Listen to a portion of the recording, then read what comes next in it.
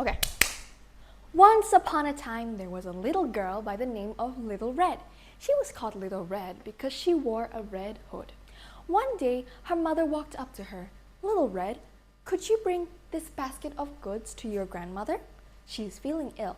Remember, her house is the one near 3 trees. Little Red understood. She took the basket and went to leave. But her mother stopped her. Wait, before you go, I want you to know that you should not talk to any strangers, okay? Just go straight to her house and come back, okay? Little Red agrees. She walks over and sees a large flower patch, but decides to ignore it, thinking that it would be better for her to give this single gift to her grandmother. She walks over, but suddenly a big wolf arrives in front of her. Little Red, where are you going? I'm going to my grandmother's house. She is feeling ill. I'm bringing her some food and drinks.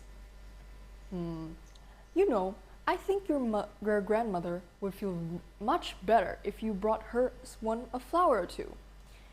There is a lot of flowers here. I'm sure there's one she would like. Little Red realizes and agrees. She goes to pick the flowers. The wolf walks behind her and asks, Little Red, if I may ask, where does your grandmother live? Little Red answers, without thinking much of it. Well, my grandmother lives straight in the woods, behind 3 big trees. The wolf agrees. The wolf thanks Red, and he begins walking. Once he walks ahead, he passes the trees and sees a nice cottage. He walks up to the door and knocks. Knock, knock, knock. Oh, grandmother, it's me, Little Red.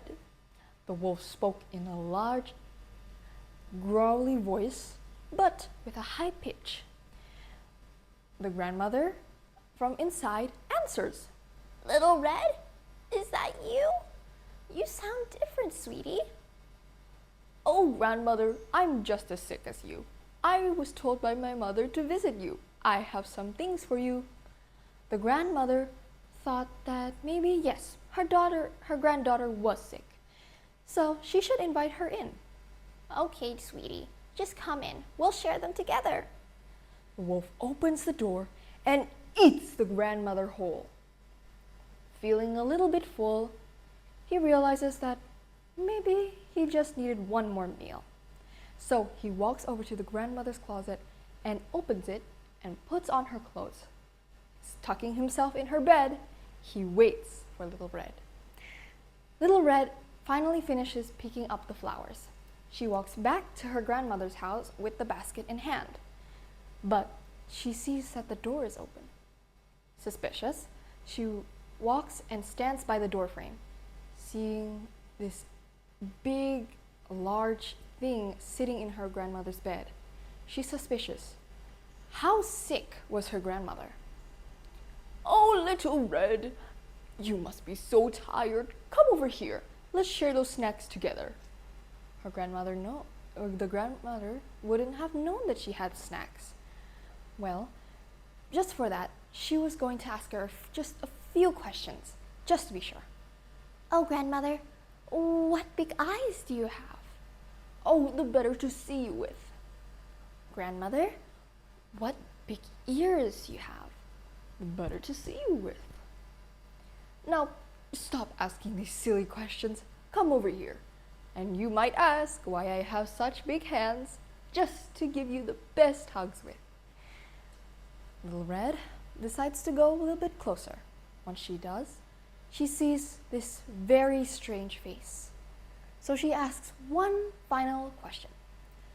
Oh, grandmother, what big teeth you have? Oh, sweetie, the better to eat you with. The wolf lunges at Red and eats her whole. He finally falls asleep, proud of his meal. Later on, a hunter comes by. He wants to check on the old lady who was sick in the cottage.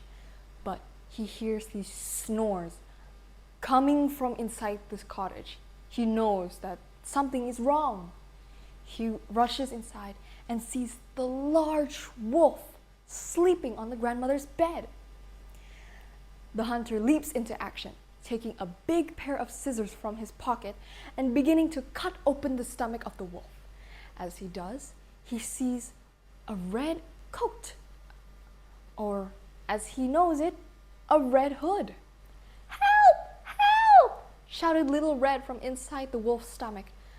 The hunter continued to cut and cut until he saves the grandmother and Little Red. The wolf was casted away, and the three of them shared some bread, jam, and juice. The end.